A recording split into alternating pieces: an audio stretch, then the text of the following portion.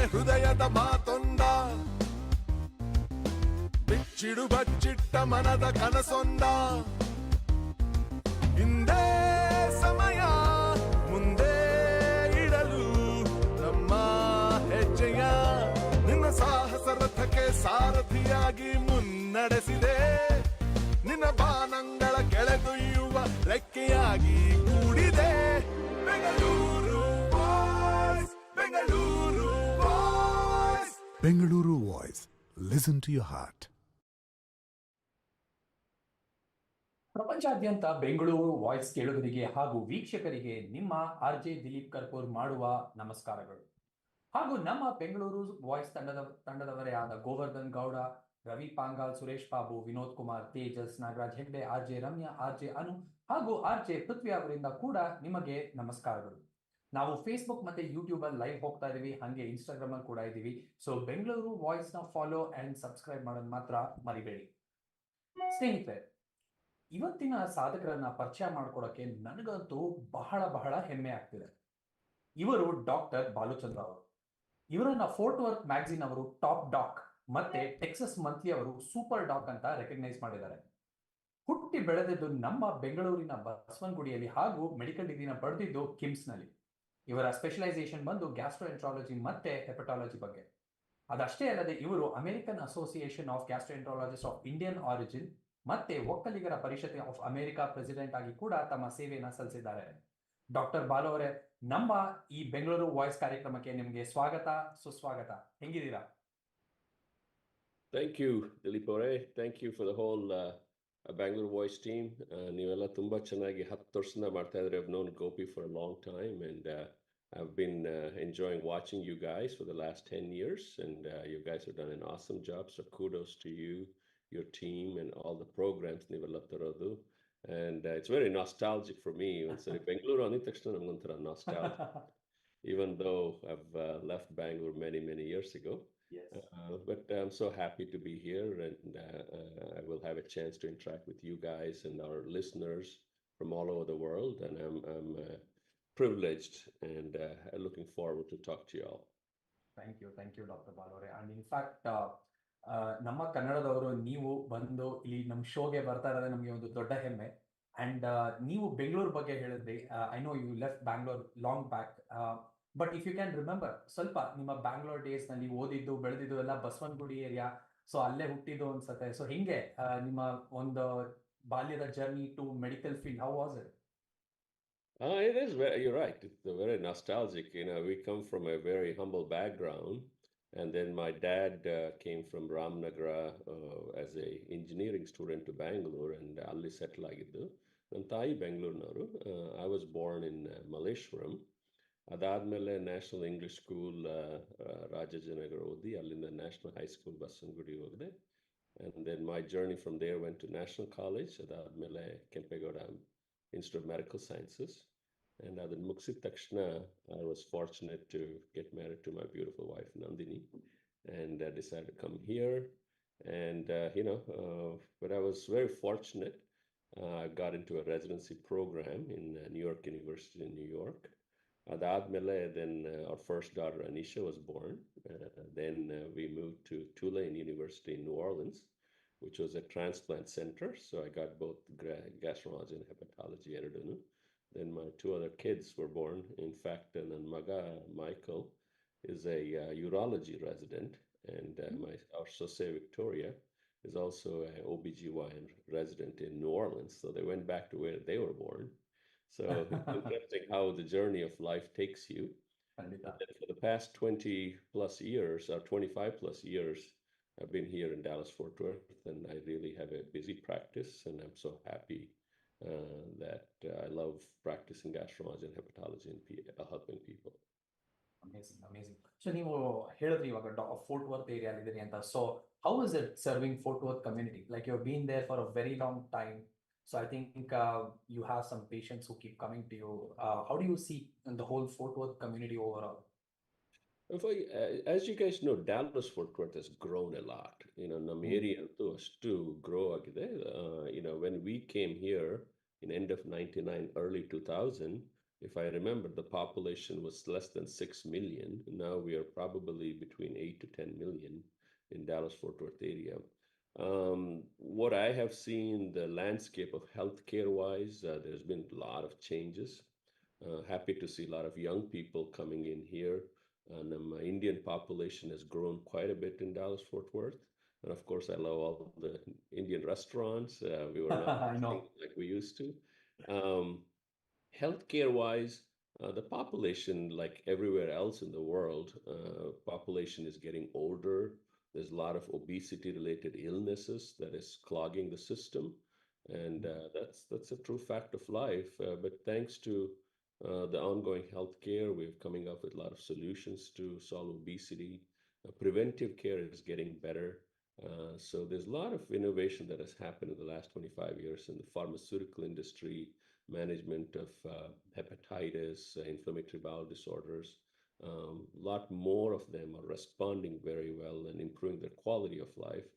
And now that AI is going to take us to the next forefront, I'm very excited to see how this whole health field is going to change.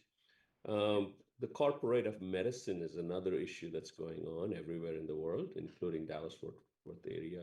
There's a lot of hospitals buying up doctors' practices, a lot of hedge funds and corporations buying up medical practices. Yes.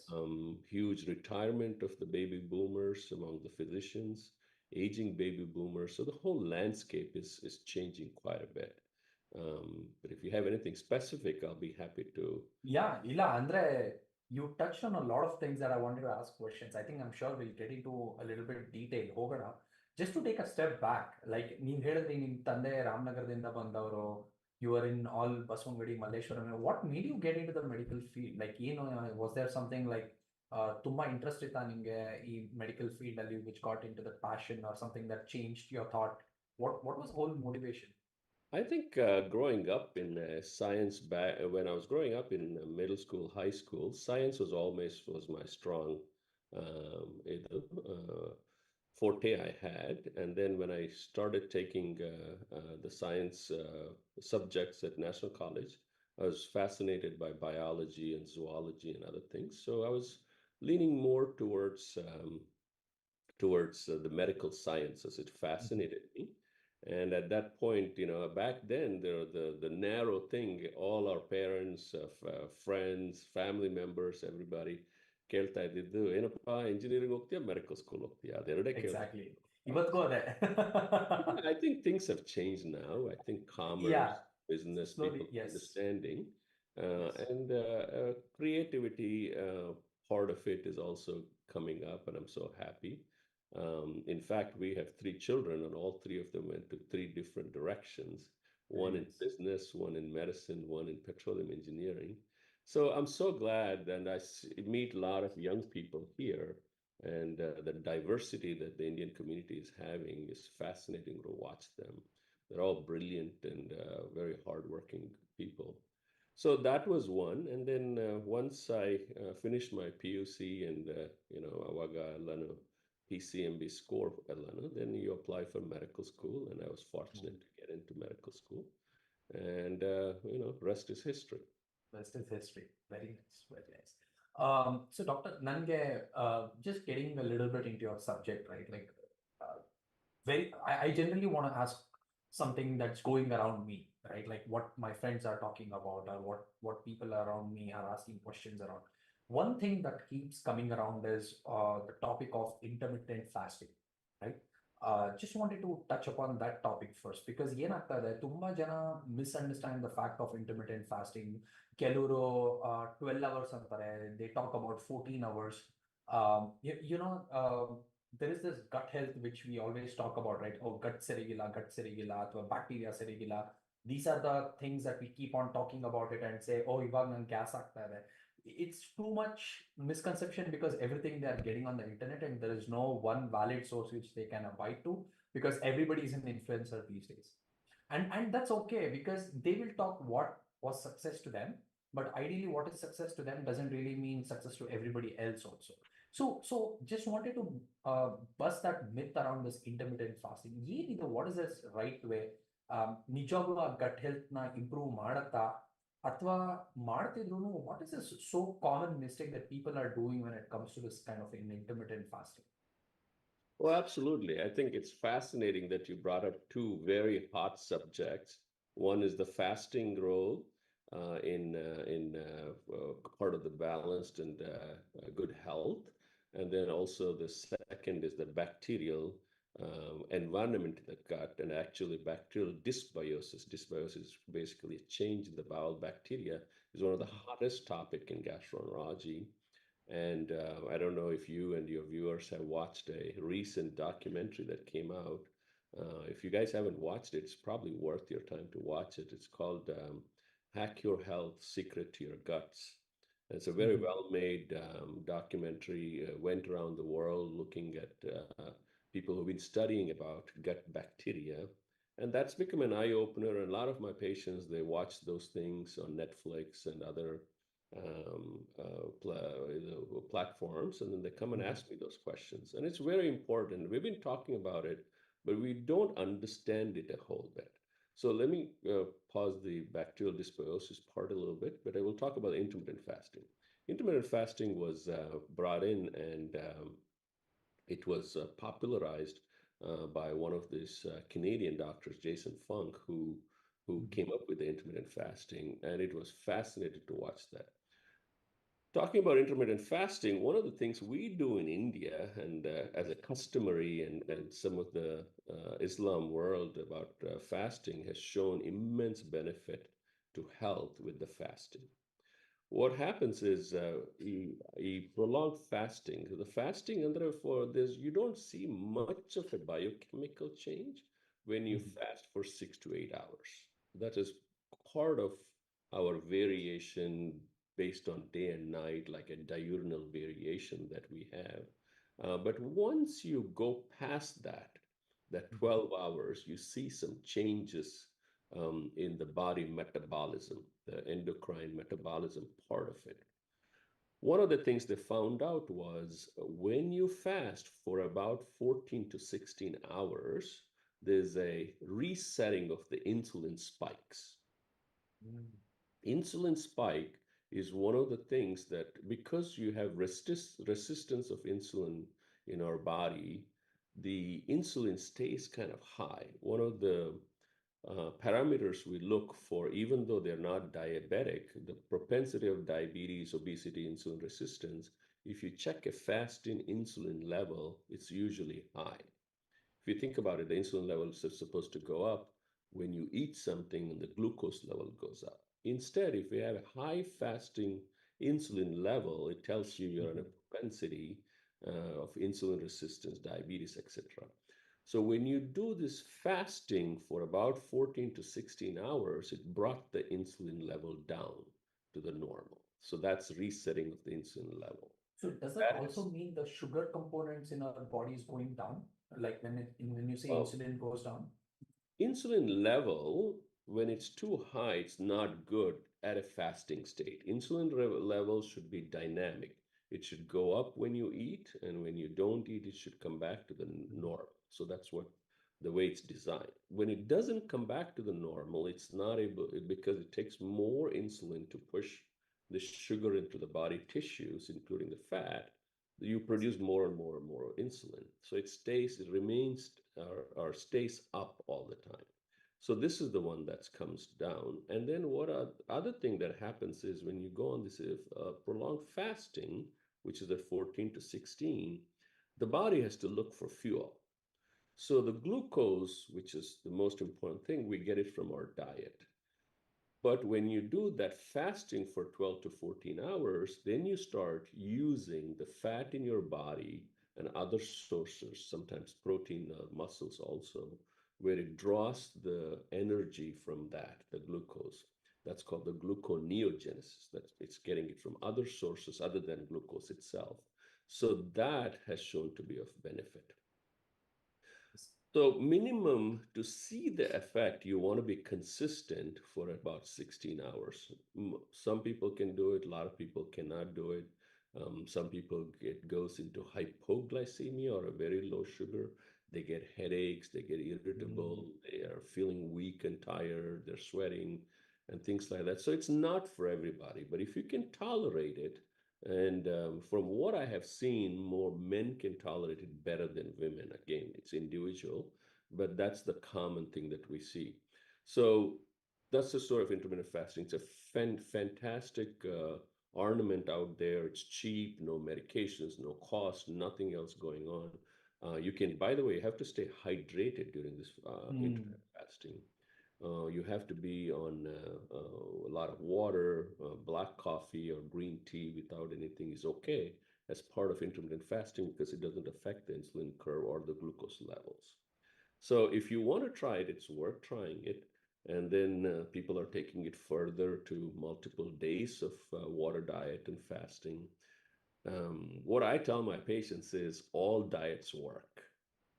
It's about sticking to the diet. Basically, in Consistency. me, Yeah, right? For me, diet basically means you're doing something other than you normally are doing that's not working. that's true. No, ತುಂಬಾ ಚೆನ್ನಾಗಿ ಹೇಳಿದ್ವಿ doctor Balu ಅವರೇ. And related to that, right?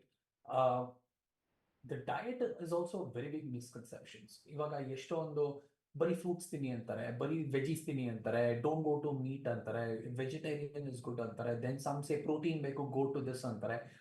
So what what diet is a good diet according to you?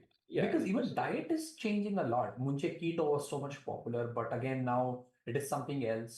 Uh, it's just trending all the time. Confusion. Yeah, absolutely. Yeah. No, I see what you're asking me. Um, Keto diets and diets was done basically by starving glucose and trying to use your body's protein and fat as the metabolism. So that was the key thing. So you kind of change the way our body gets used to as where the nutrition is coming from, because glucose is the one that gives you the insulin spikes. And people who are overweight, diabetics, or glucose intolerance, insulin resistance, they have a hard time bringing the insulin back down with continuous glucose either. So they went on this keto diet. Dr. Atkins came up with that diet initially, where they thought they will confuse the body's metabolism cycle by giving more and more protein and fat and starving the sugar and kind of teaching your body to break down its own fat. So that was the key thing, and the protein, and it works. And a lot of times, remember, one of the things that the obesity is raising in the world and all over is this high fructose corn syrup and the big sugar thing. When you took that off, in fact, just going on the keto diet, you basically stopped your high fructose corn syrup and the sugars and a lot of the ultra processed foods. So something happens with ultra processed food, it affects our metabolism. So these changes came along when they went on the keto diet. So obviously it worked.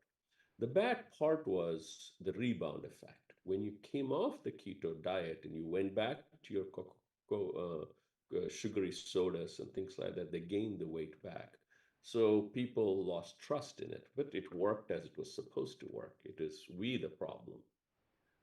Regarding the other diet, I always say balanced diet is the whole goal. All these things about fads are usually given to reset it. Ultimately, you want to have enough fiber in your diet. Normal fiber would be about 15 to 20 grams of fiber. As we get older and we have certain digestive conditions, you need high fiber diet, which is the 25 to 30 grams of fiber per day. If you don't get fiber, North American diet does not have enough fiber. You can take fiber supplements such as Metamucil or psyllium husk is the most common, the most studied.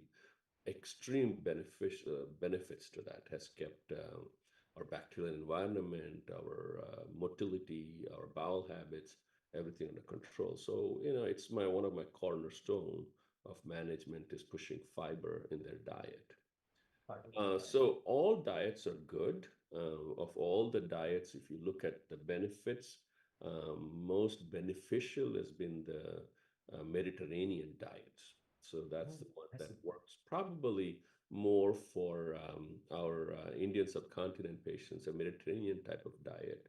would be the way to go, which is more fish and vegetables, fresh vegetables. And now we have a very high incidence of lactose intolerance. So we try to be, in North America, we have a lot of cheeses in our diet and a lot of dairy-based diet. Northern European is very high in dairy. So we need to cut down on that because that gives people a lot of the bloating symptoms they have. So all diets work. I think the balance, the calories, and one of the things that I tell my patients and everybody is to cut back on this ultra processed foods. Unfortunately, we have very smart people marketing these, and they make it very attractive to everybody. And we don't have time to do a research. How do you beat a person who is extremely smart designing this ultra processed foods for palatability? And once you start liking it, you want to take it again, load it with calories up front, empty calories, a lot of insulin spikes, but they feel happy. So people are getting addicted to this. So that's something we as regular people have to understand it, learn on it, and you have to beat the system. Absolutely. In fact, I was just going through HEB the other day, and my daughter picked up Oreo cookies. And these days I have this habit of reading all the ingredients, what it is. As you said, high fructose corn syrup. ಅಲ್ಲಿ ಹಾಕ್ಬಿಡ್ತಾರೆ full. And then that it has genetically modified ingredients. Now I have no idea what genetically modified ingredients is, because body we can understand because of the process of evolution. Natural ಬೆಳೆಯುತ್ತೆ ಅಂದ್ರೆ we know something digests, right? Like at least body recognizes this genetically modified is a new substance that you're taking altogether. And how does your body even react to such genetically modified substance? Like, does it stay in your body? Does it stick to your intestines? Does it form all these sticky coatings? Or gut bacteria is hard agata? All these thoughts comes around, right? Like, and these are the conversations that we're having with friends and family when we meet and we talk about these things, because it's so hard, right? Like, and there is this new trend, doctor. Like, you go because of this Instagram reels and whatnot, right? Like somebody says, oh, rice is bad for you. Oh, too many fruits is bad for you. Oh, juice is bad for you. Oh, there's literally everything they're saying is bad for you. So just ಏನ್ ಅಂತ ಅಷ್ಟೇ. Ultimately, it's about how much sugar you get into your body, right? Fruits, obviously, fruits comes with a lot of stuff, but then it also comes with sugar. So if you are watching your amount of glucose intake into your body, fruits can be hard, especially if you're a diabetic, brittle diabetics, because there's a rapid raise in the blood sugar level with fruits because they're nothing but sugars. So fruits definitely have its own advantage. It gives fiber, which probably slows down the absorption or the release of the glucose itself. That's one of the built-in in fruits. It definitely has all the vitamins, and there are so many other things that we don't understand that comes benefit from the fruits. Fruits are also beneficial to our bacterial growth. They're type of a prebiotic. That means they produce stuff the bacteria need for optimal growth. So definitely, I'm not against fruits or anything, but if you go on a fruit diet, watch out that a lot of the fruits have high amounts of sugar. So you gotta have the balance with that. Definitely a lot of benefit with the things. So I think the fruits wise, moderation in the fruits is good. Rice, the same thing. Unfortunately, rice, I love rice, and we all love rice, and we can't live without it, unfortunately, even though we try to add all the other things such as quinoa, the mixed muddy, you try to decrease the rapidity of the spike. Ultimately, you have to learn, and luckily there are so many apps that are available. Just Googling, asking AI, how much of the sugar does this have? How does rice compare to chapati? You ask those questions, it'll give you those answers. As we get older and we're fighting obesity and kind of a disorderly GI system with a lot of symptoms, you want to know this and be with it. And I don't think anything is bad. If you think about it, rice is not processed, so it's a good food. If you take the amount of processing between rice, vegetables, and then the bag of chips. It's day and night. So the processing part is good, and I don't think rice is bad, but you have to have it the right amount. There are certain subpopulation that they have to decrease the amount of rice intake. Absolutely. And this actually gives me a very good segue to my next question, Dr. Balu, like about the obesity in general, right? Like, what is the main cause of obesity right now? Is it really uncontrolled, portion of food that we are eating, or is it improportionate kind of the sugars or the processing that we are eating through, ಹೊರಗಡೆ ತಿನ್ನೋದು ಜಾಸ್ತಿ ಆಗಿದೆ. It was at least once a week. Now people eat multiple times a week outside. So looking at your patients and history, where do you see that trend, and why is that trend still continuing? Why is it obesity still a problem? Oh, absolutely. That is, if there's one word, if you want me to say what's the cause of obesity, it's affluence. The more affluence you have, the more chances of you being obese.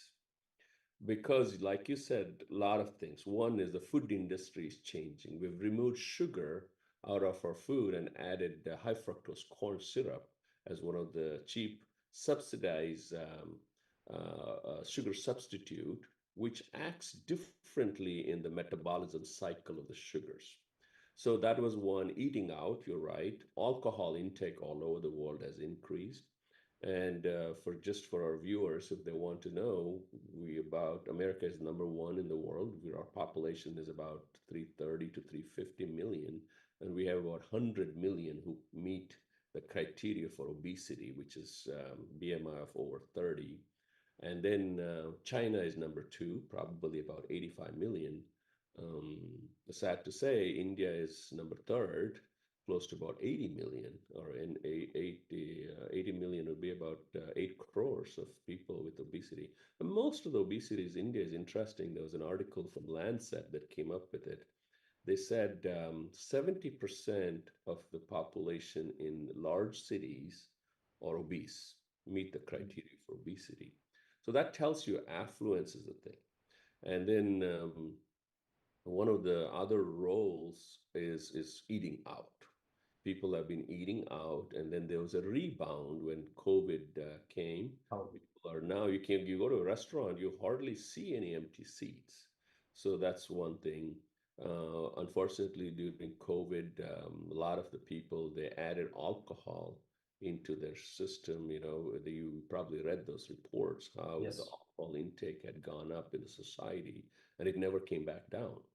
So that is a huge thing. And the sedentary lifestyle and all those things are also important. And what happens is once you start seeing obesity, it doesn't feel bad. If you're the only obese and you're sticking out, you think about it, what's wrong? What can I do? When everybody else is, it's not that bad. So there's also this trend effect that's going on. And it's multifactorial, and it's very sad. But the good thing is there are a lot of fantastic drugs that have come to the rescue. And till about 2 years ago, surgery was the main thing when they failed diet and exercise programs. But now we have fantastic drugs, and patients are very thankful. And there's a huge rush for these. Awesome. I want to talk more about that in the next segment. So almost break ತಗೊಳ್ಳೋ ಸಮಯ ಬಂದಿದೆ. ಅದಕ್ಕಿಂತ ಮುಂಚೆ ಒಂದು comment ಬಂದಿದೆ. ಗುರುರಾಜ ತರೀಕೆರೆ ಅನ್ನೋರು, sincere thanks to Dr. Balu Chandra for taking time to talk to us today. Proud to see our Kannadigas flourishing and contributing in every sector, including healthcare.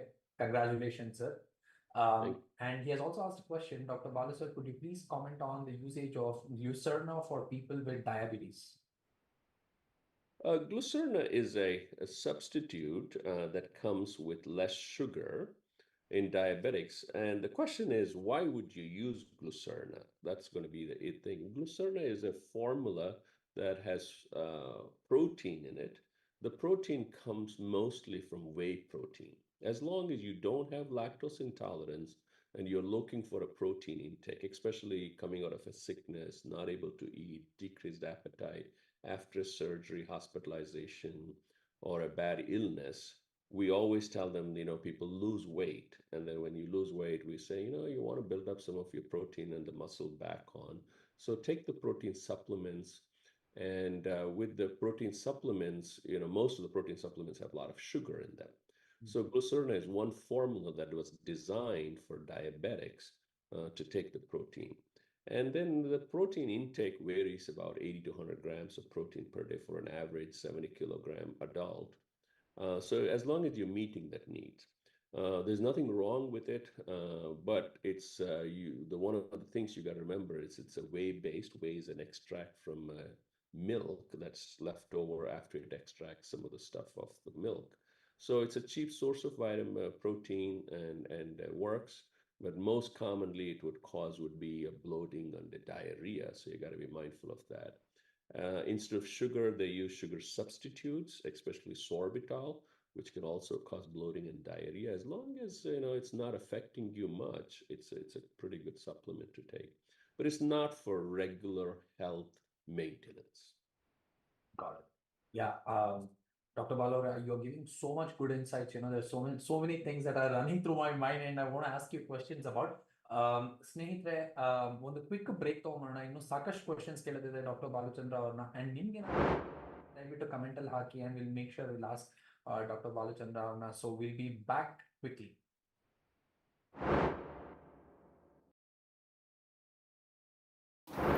Finlo Tax, the leading tax consultant in the Bay Area. Prasanna Kumar ಅವರು ಯಾರಿಗೆ ತಾನೇ ಗೊತ್ತಿಲ್ಲ, Bay ಏರಿಯಾದ professional tax consultant. Tax filing, tax preparation, accounting, planning, book keeping services for individual ಅಥವಾ small business. ಯಾವುದೇ ಥರದ tax consultant ಪ್ರಶ್ನೆಗೆ you can reach Prasanna Kumar at 408-222-0259. Mysuru Sriranga for all your automobile services. 20 ವರ್ಷಗಳಿಂದಲೂ ಬೇರೆಯಲ್ಲಿ ಅತ್ಯುತ್ತಮ ಸರ್ವಿಸಸ್ನ ಕೊಡ್ತಿದ್ದಾರೆ. ನಿಮ್ಮ ವಾಹನದ ಆರೈಕೆಗೆ one and only person Sri auto services. Sri auto services ಫ್ರೀಮಾಂಟ್ನಲ್ಲಿದೆ. ಅವರ ಫೋನ್ ನಂಬರ್ 510-996-8404. ಇನ್ನೊಮ್ಮೆ 510-996-8404. ಅಮೇರಿಕಾದಲ್ಲಿ ಮನೆ ತಗೊಳ್ಬೇಕು ಅನ್ನೋದು ನಿಮ್ಮೆಲ್ಲರ ಡ್ರೀಮ್ ಅಲ್ವಾ? ಈ ಡ್ರೀಮ್ನ ಸಹಕಾರ ಮಾಡಕ್ಕೆ ಬಂದಿದ್ದಾರೆ ನಮ್ಮ ಗಿರೀಶ್ ಬ್ಯಾಂಗ್ಳೂರ್. ಎಸ್, ರಿಯಲ್ ಎಸ್ಟೇಟಲ್ಲಿ ಟಾಪ್ ನಾಚ್ ಸರ್ವಿಸ್ ಕೊಡ್ತಿರೋ ಗಿರೀಶ್ ಅವರು ನಮ್ಮ ಕನ್ನಡಿಗರೇ. ಕನ್ನಡದವರೇ ಆದ ಗಿರೀಶ್ ಜೊತೆ ರಿಯಲ್ ಎಸ್ಟೇಟ್ ಬಗ್ಗೆ ತಿಳ್ಕೊಳ್ಳೋಕ್ಕೆ ಬಹಳ ಚೆನ್ನಾಗಿರುತ್ತೆ. He is so knowledgeable. ನನ್ನ personal experience, real estate in and out ಚೆನ್ನಾಗಿ ತಿಳ್ಕೊಂಡಿದ್ದಾರೆ. ಎಲ್ಲಿ ನಿಮ್ಮ ಡ್ರೀಮ್ ಹೌಸ್ ತಗೋಬೋದು, ಎಲ್ಲಿ ಇನ್ವೆಸ್ಟ್ ಮಾಡ್ಬೋದು, be it your first home or your second or many more. For reach out Girish at 408-420-0646 ಅಥವಾ gbangalore@interroad.com. ಫೈನಾನ್ಷಿಯಲ್ ಫ್ರೀಡಮ್ ಯಾರಿಗೆ ತಾನೇ ಬೇಕಿಲ್ಲ? ಬಟ್ ಫೈನಾನ್ಷಿಯಲ್ಸ್ ಅಂದ ತಕ್ಷಣ ತಲೆನೋವು ಜಾಸ್ತಿ ಅಲ್ವಾ? Don't worry, for all your financial questions, yes, investment ಇರ್ಬೋದು, 401k ರೋಲ್ ಓವರ್ ಇರ್ಬೋದು, retirement plans, debt management, educational savings, financial planning, protection, life, auto, home, refinance or mortgage loans ಯಾವುದೇ ಇರ್ಬೋದು. ನಿಮ್ಮ ಎಲ್ಲ ಲೀಗಲ್ ಸಮಸ್ಯೆಗೆ ಪರಿಹಾರ ಬೇಕು ಅಂದರೆ yes, reach out to Anil Halappa. ಹೌದು, ಅನಿಲ್ ಹಾಲಪ್ಪ ಅವರ ಮೊಬೈಲ್ ನಂಬರ್ 209-380-9858 ಅಥವಾ halappa@primerica.com. ನಮ್ಮ ಎಲ್ಲ ಸ್ಪಾನ್ಸರ್ಸ್ಗಳಿಗೂ ನಮ್ಮ ಬೆಂಗಳೂರು ವಾಯ್ಸ್ ಕಡೆಯಿಂದ ಒಂದು ಬಿಗ್ ಥ್ಯಾಂಕ್ ಯು. ಸ್ನೇಹಿತರೆ, ನಮ್ಮ ಶೋ ಇಷ್ಟು ಸಕ್ಸಸ್ಫುಲ್ ಆಗಿ ನಡೆಯೋದಕ್ಕೆ ಕಾರಣನೇ ನಮ್ಮ ಸ್ಪಾನ್ಸರ್ಸ್ಗಳು. ಸೊ ನೀವು ಅವ್ರ ಹತ್ರ ಹೋದಾಗ ಬೆಂಗಳೂರು ವಾಯ್ಸ್ ನೋಡಿ ಬಂದಿದ್ದೀವಿ ಅಂತ ಹೇಳೋದು ಮಾತ್ರ ಮರಿಬೇಡಿ. So Dr. Balu, back to our discussions, right? So you just touched upon something which was very interesting. We were going into surgeries anta to literally iವಾಗ ಏನು ವರ್ಕೌಟ್ ಆಗ್ತಾ ಇಲ್ಲ, to literally get into the weight loss system. Surgery was the case, but now you said a lot of new things have come up in the market. What is it? And if you can give more insights to our listeners, how is that changed from the surgery? Like, what is that impact overall of that? I say, yeah, this is very kind of a revolutionary. That's what is happening in the last 2 years. If you guys remember, diet was the main source that we had to lose weight, diet and exercise. And of course, most people could not exercise. And to burn fat, fat burning exercises means you have to drive your heart rate to a certain rate to when your body starts using fat as a source of your energy. And most people could not do that. You had to bring it to that fat exercise, a fat burning exercise level, which where you have to have your heart rate between 120 and 150 to burn fat, and you got to sustain it for a minimum of 20 to 30 minutes for your body to start breaking down fat. So exercise was a big problem, and most people could not do it. Diet, unfortunately, we can do a diet for a week or two, and then we fail. And every one of us have gone through it where it works for a short period of time, and then you start losing interest and you get off the diet. So then came out about the bariatric surgeries about 20 years ago. That was the fad where we had lap bands followed by gastric sleeve and gastric bypass. And these were fantastic surgeries for the super obese, which is people who are more than 100 pounds above their normal expected weight. It was so good when gastric bypass came. I said this was fantastic arm because some of the studies said when they did the gastric bypass, diabetics within 4 hours, the sugar used to normalize. So there was something going on with that that we couldn't put our finger on, but that was the key thing. And then there was a hiatus where even people started gaining weight in spite of the bariatric surgeries because it's easy to get the calories and the sugar in liquid form. And you could usually overcome it because people didn't like so many things. People had so, and then there was issues of complications of bariatric surgery. Then as a kind of a side effect, the group of medications called glucagon-like peptide, GLP-1As, came on, and that was came for diabetics. Unknowingly, people started losing weight when they used these drugs, and then now this group of drugs have come out. One of the most common, popular, and worldwide drug is semaglutide, that has shown to decrease weight anywhere between 15 pounds to 100 pounds in Wow. people taking semaglutide. So that came on, and then there was a new group of medication that has both the GLP-1 agonist and the GIP-1. That's the Monjaro so those group of drugs works really well, and so we don't understand a whole lot how we lose this. One is it took away the appetite part of it. It slows down Oh, I see. GI. Hmm. It slows down your GI motility and things like that. But there are some other things that we are not sure how the cravings go down and people lose weight. And so that's the hot thing on the market. Very interesting, doctor. ಇವಾಗ ನೀವು cravings ಕಳ್ಕೊತೀನಿ ಅಂತ one, uh, does that happen only when you take that tablets and you get the craving back when you don't take it? And the second one is, do you see side effects because of these new drugs? Sure. Yes, one is the cravings definitely is low when you're on the medications. And when it comes back, most people will start gaining back. So Hmm. these are like we treat diabetes and hypertension is going to be a maintenance dose. So once you reach a level of weight loss and you come to that wherever you want to be, somewhere your ideal BMI is about 25 and you want to maintain your BMI somewhere between 20 and 30, and you come to that, you slow down the dosage of these medications, but you need to continue taking these medications. So once you come off it, there are some people who just need this temporarily or for a short period of time, and then they come to their ideal body weight, and then they change the way they eat. They realize Hmm. what was gaining, and then there are about 30 to 50% who can come off it and maintain their weight. But that doesn't happen to everybody. So what I tell my patients when they are on these medications is when you come to your ideal weight, somewhere closer to it, Then you go on a lower dose, but remember these are injections or injections that you take either in your thigh or your abdominal wall once a week. Mhm. So you take that, but you take it at a lower dose when you want to maintain it. I think that's going to be the key thing. This is not a once fix, but there's the rapidity of this weight loss important. You asked me about side effects. One of the most common side effects that we see is the early satiety. That means you feel full after eating a little bit. Oh, I see. So that is because the gastric emptying time and the intestinal motility time is all decreases. So that would be the one thing, and that can be a problem in a poorly controlled diabetic because as it is, they can have slow gastric emptying, a condition called gastroparesis. But they do well. The sugar levels come down, so it kind of counteracts that part of it.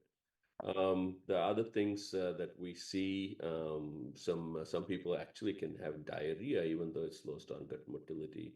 Most lower GI issues would be constipation and bloating. Otherwise, these drugs are generally well tolerated. You just need to titrate the medication. So side effects is not a huge problem. I see. No, this is very interesting. You talked about it. And how do someone gets prescribed to some kind of a medication like this? Is it like their choice, or do they have to meet a certain criteria? Like, hey, you have tried so and so, you have to go through this some pre uh, treatment process to be eligible, or anybody can just go and say to their doctors and say, hey, you know what? I'm probably 250 pounds. I need to get that 50 pounds down, help me get there, and then I'll make sure that I don't gain. Yes, initially this was designed only for people with obesity and diabetes, which kind of go hand in hand being a metabolic syndrome. But later on, we started finding out non-diabetics also benefit from it, but at different dosage. The medication now FDA has approved this for weight loss by itself without diabetes. So you can get these medications. The hardest part may be the coverage part of it.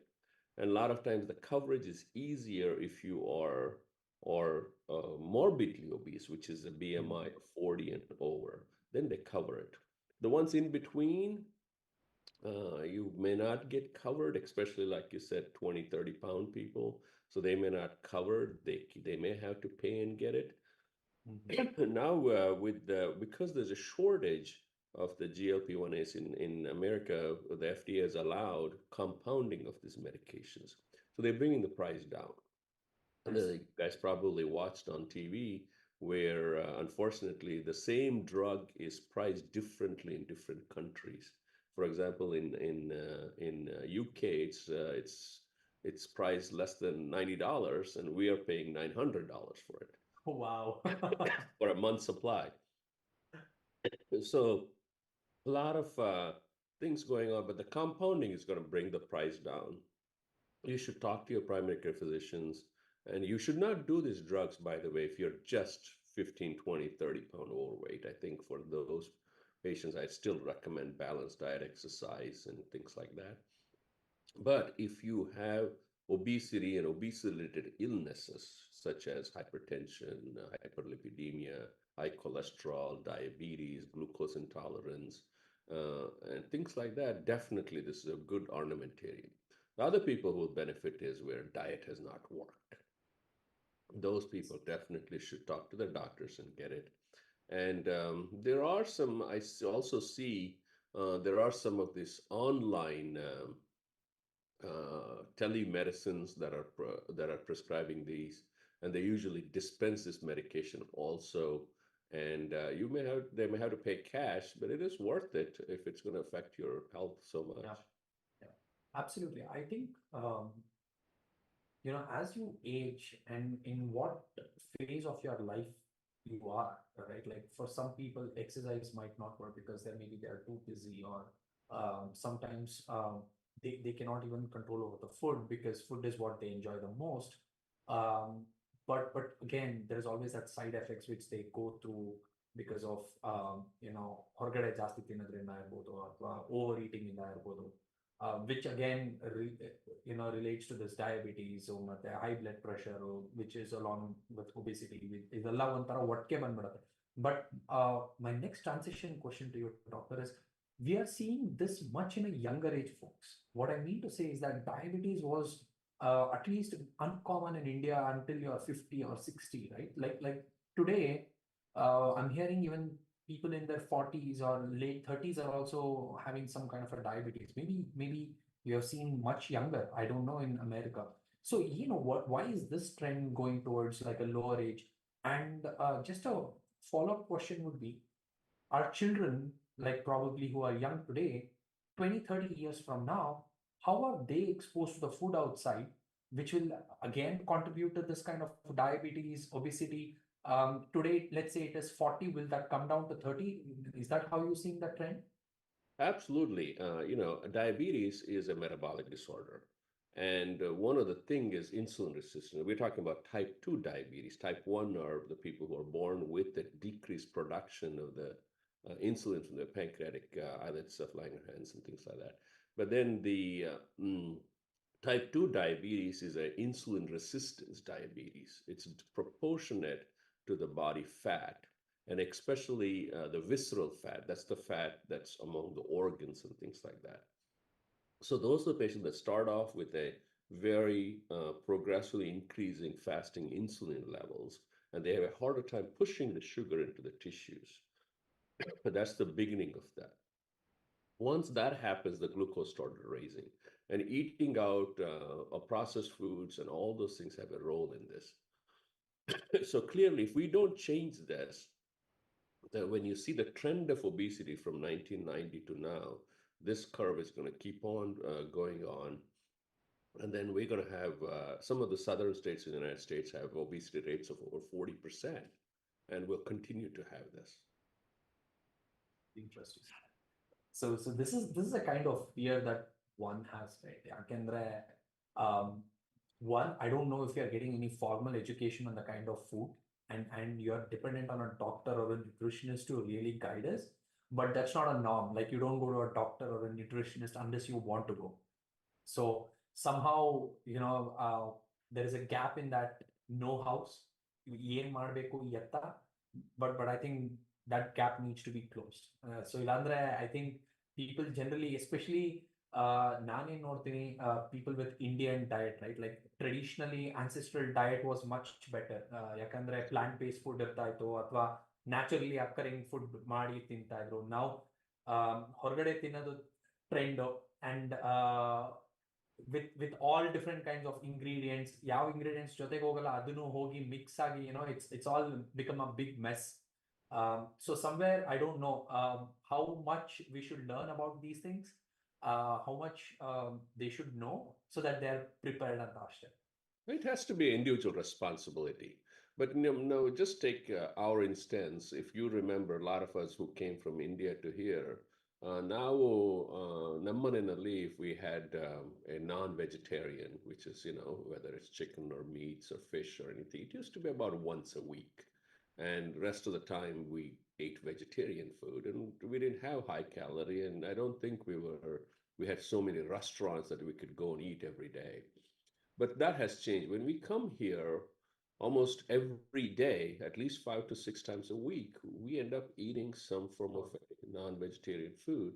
And so within one generation, we've changed our body. So ultimately, it's going to be an individual responsibility. We have to take control of this, because without this, your quality of life will be affected.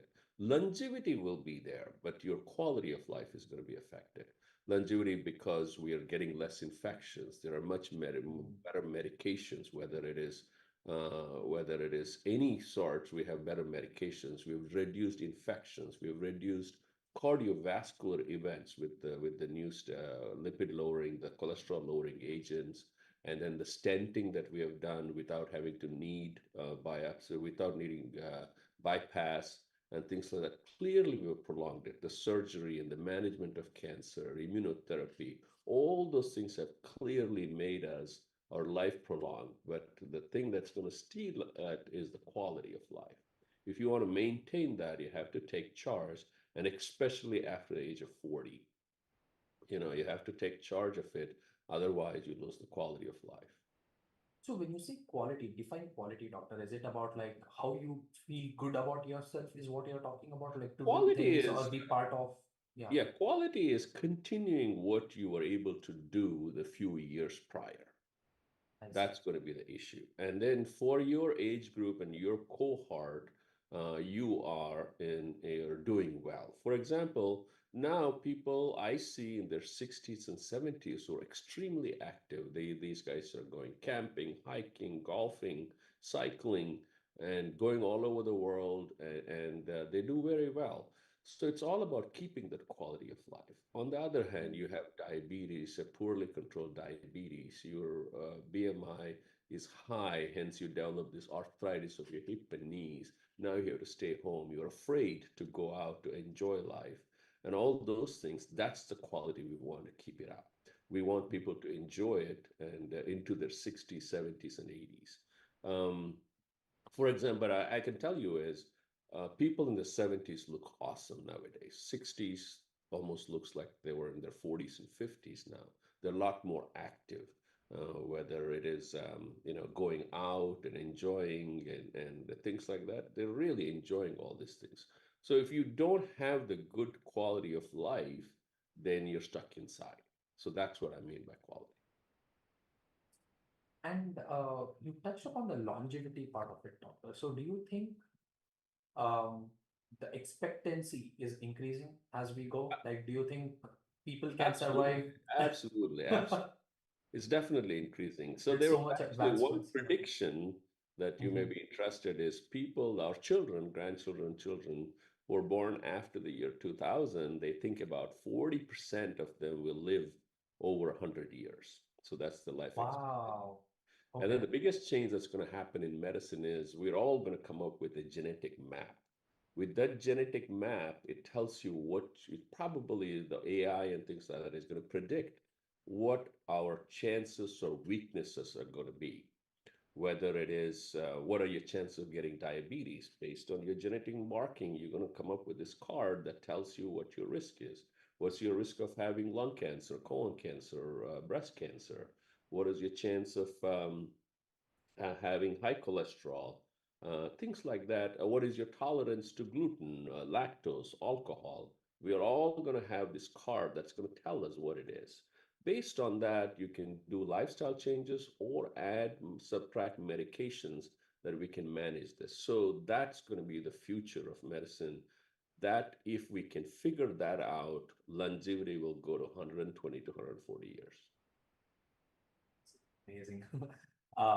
Yeah, I mean, very interesting because you know, I'm sure insurance is going to have ball for time with they get these cards, right? They know what to charge to what people. You touched upon Remember, if they alcohol. get it, Yeah. the healthcare costs will come down. Why do you say so? Why healthcare costs will Because come down? once you know that, preventive care comes into play. Hmm. That's when you keep the healthcare costs down. Early detection and prevention is the key to decrease healthcare costs and improve quality of life. So those are the two things that'll come in when they get this genetic mapping. The human genetics is already mapped. The advance of molecules, the drugs, all these drug companies have this thousands and thousands and thousands of molecules that they have come up with and harvested that's sitting on their shelf. They don't know what to do with it. But now with the AI, they can pick up these molecules and say, are these molecules going to work for this? AI is going to make that much shorter, much quicker. The studies and then the outcomes and things like that will be much quicker. And the time from research to the consumer is going to be shortened. So that's going to be the huge change in health going forward. I see. I see. I'm getting a couple of questions, doctor. Before that, I have one more question to ask you about alcohol, right? Now, how much alcohol is good alcohol?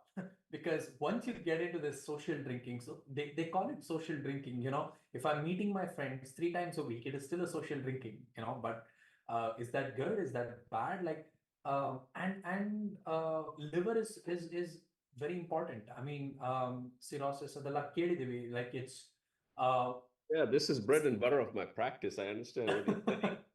The answer is zero alcohol is the best. For some time ago, because of all the French studies and the bias studies, we thought that even American Heart Association kind of confused us, where they said moderate alcohol was protective for cardiovascular risks. But what changed was the addition of obesity and the non-alcoholic fatty liver disease or alcoholic fatty liver disease that increased the morbidity and the mortality. So at that point, if you're obese, you have hyperlipidemia, you have diabetes, it doesn't matter, the protection of the alcohol is gone. You are going to have more advanced liver disease. And I can sorry to report that I diagnosed so many patients, women in their 70s, whom I diagnosed with cirrhosis of the liver, and they'll say, "I've never had a drop of alcohol in my life." So that's because of the fatty liver. Fatty liver itself is a completely different and hour-long talk. So fatty liver disease is fascinating, and unfortunately, it's going up. So those patients, obviously, alcohol is a problem. On the other hand, if you're a fit, healthy person and no liver disease, no diabetes, and you're an active person and having alcohol for a man, 1 to 2 drinks 2 or 3 times a week, and for a woman, about one drink 2 or 3 times a week is fine. Our liver can metabolize it, there's no after effects, and there is some truth to it that there are some protections that comes with alcohol. Then there are some studies that are kind of saying, Europeans, they are the ones we studied and said they have less heart disease and cardiovascular events when they drank alcohol and red wine. So that's when we all got excited. But the population was different. They didn't have high fructose corn syrup. They didn't have this high obesity and yeah. diabetes. So there's a split. If you're healthy, I think that 1 to 2 drinks for a man, 2 to 3 times a week, and one drink for a woman, because the way they metabolize it is different. The women don't have a hormone in the stomach called gastric alcoholic dehydrogenase.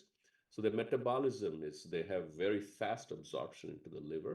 So there's the toxic effect of the liver is higher. That's the reason. Even though they are pound to pound the same, we recommend less alcohol and they get drunk. But then you can also develop resistance to it. So that's how you overcome alcohol.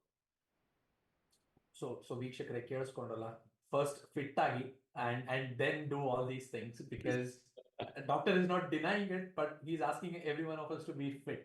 So that's more important here. Um, Balu ಅವರೇ, some of the comments that I'm getting, Shweta Rajashekar ಅವರು ಹೇಳ್ತಾರೆ nice info. ಕನಕ ವೀರಣ್ಣ ಅವರು ಹೇಳ್ತಾರೆ hi Balu, informative and interesting chat. Chetan Kumar ಅವರು ಹೇಳ್ತಾರೆ Balu, thanks for your wonderful insight into a very important issue, appreciated. Um, and Chetan Kumar ಅವರೇ ಕೇಳ್ತಾ ಇದ್ದಾರೆ, Balu, you're offering a lot of insights and advice. Can you summarize the top 3 do's and don'ts? Will be easier for us to understand the key takeaways. Thank you. Oh, absolutely. So this is my pet piece when I talk to my patients and everything. The key thing to life and a healthy life is going to be a balanced diet, which is, you can look up and you have to find out how much protein you need and how much fiber you need and things like that. A balanced diet, and then you can come up with your own, because every ethnicity and everybody's different. So a balanced diet, hydration is as important. Having activity. For me, the activity is going to be a minimum of 30 minutes, 3 to 4 times a week, where you raise your heart rate to a point where you can't speak smoothly. So that for about 30 minutes. And then maintaining your BMI less than 30. And then get the two other things that has clearly shown, which I alluded to in the past, is going to be prevention and early detection, especially cancers, colorectal cancers in my field. As guys know, colorectal cancer is the second most common cancer, both men and women over the age of 40. I recommend everybody to get a colonoscopy when you turn 45. And it doesn't matter whether you're of Indian origin. I can tell you, I can show you so many examples of Indians with rectal and colon cancers. And so we are about the same risk. If so, it doesn't just because we're Indian origin doesn't mean anything. Coming to the West itself has shown that both the cardiovascular and the cancer risk is those protective things we had in India is gone. In India itself, there's a marked raise in inflammatory bowel disorders, cancers of the GI tract, etc. There's bacterial changes that I was talking about. So, in summary, is going to be a balanced diet, hydration. You got to drink about. You take your weight, and if your weight is 200 pounds, you divide that by two, which is 100. You need to drink at least 100 ounces of water per day. So you take your weight, divide by two, change it to ounces from pounds to ounces. That's your water intake. And then activity we talked about. Please don't wait for symptoms to happen. Be proactive. Get regular checkups because prevention and early detection. There are a lot of preventive things that have come from the preventive task force, and we need to follow those guidelines. Immunizations are important. And health, the God-given thing. This is your most important thing, and you need to take care of it. And the only person who can take care of it is yourself. So don't wait, don't ignore it. Just because you ignore, things don't go away. There's all these biochemical changes going on. Aging, you want to have a good quality of life late into your 70s, 80s, 90s, 100s. Take charge. Awesome. Gururaja Tarikere ಅವರು ಕೇಳ್ತಾರೆ, Ozempic and Monjaro appears to be wonderful drugs lately for people with diabetes. What are its side effects? I know some folks are taking it just to lose weight, which is very concerning, isn't it? And I think these drugs are going to be the future. The GLP-1, there are other molecules that have been studied beyond the scope of this discussion.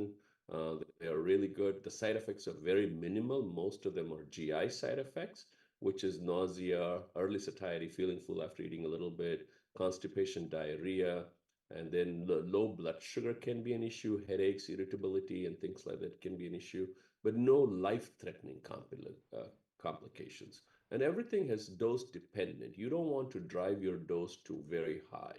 Everybody needs to be on their own dosage. Those are the things, and you have to, when you go on these medications, you have to step up the dosage.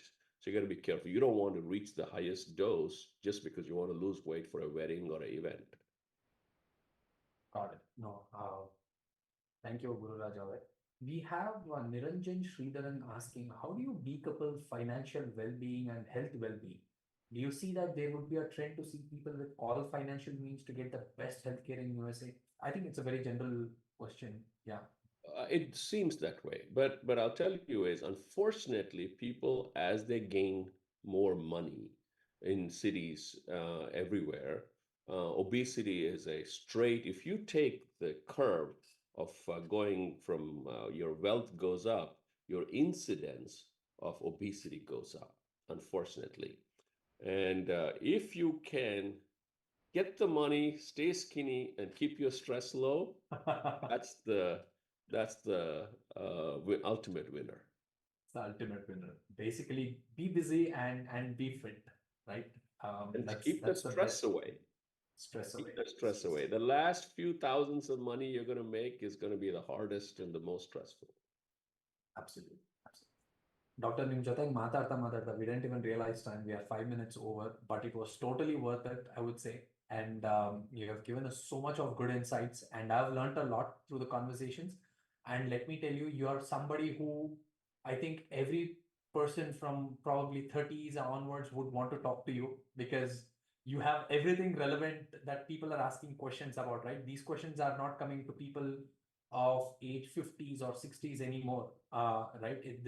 These are the questions like mid 30s are talking about today. And yeah, I think very relevant, very useful, very informative. Thank you very much. I know in your busy schedule, ನೀವು time ಮಾಡ್ಕೊಂಡು ಬಂದು ನಮ್ಮ ಜೊತೆಗೆ ಮಾತಾಡಿದ್ದು, we are extremely happy, and thank you so much. Thank you, Dipakara. Everybody from Bengaluru Voice team, you guys are awesome, and it was a privilege, and thank you for giving me this opportunity to reach out to all your listeners. Thank you. Before I go, one last question. So there are a lot of people listening from America, Europe, and everyone, right? If you have to send one key message, like this is a takeaway, what would you do then? take charge of your health, eat a balanced diet, drink a lot of fluids and stay hydrated, start working out, and go to your primary care doctors. Awesome. Thank you, doctor.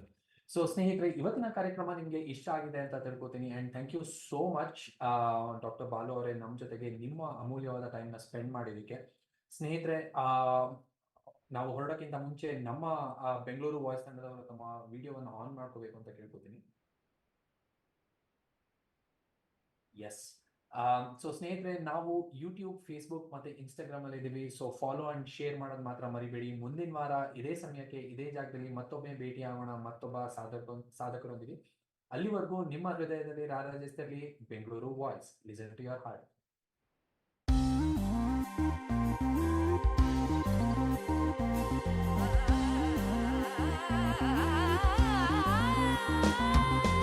ಆಲಿಸು ಗೆಳೆಯನ ಹೃದಯದ ಮಾತೊಂದ,